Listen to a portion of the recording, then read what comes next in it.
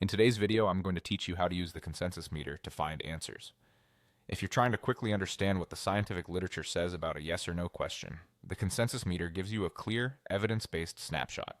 Here's how to use it effectively and get trustworthy results without wading through dozens of papers. First, sign into Consensus. Being signed in ensures you have access to the consensus meter and its filtering tools, so you can see the most relevant breakdown for your question. Next, type a specific yes or no research question into the search bar. The key is to make it answerable with yes or no. Instead of asking something broad like, what causes fatigue, try, does creatine supplementation improve muscle strength? Or, does blue light exposure before bed reduce sleep quality?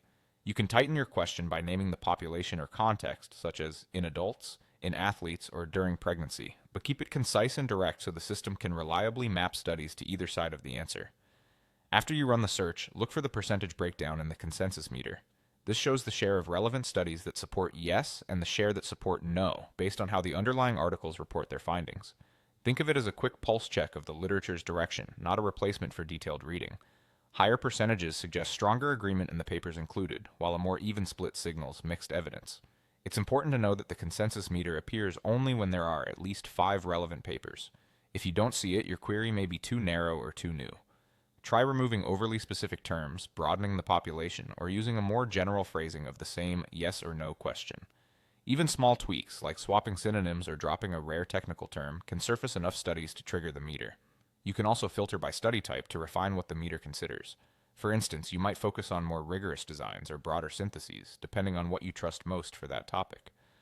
Adjusting the study type filter updates the percentage breakdown so you can see how conclusions shift when you prioritize different evidence tiers.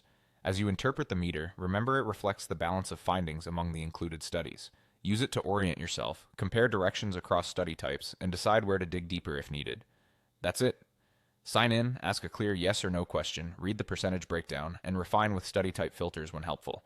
This approach will help you quickly find answers with confidence.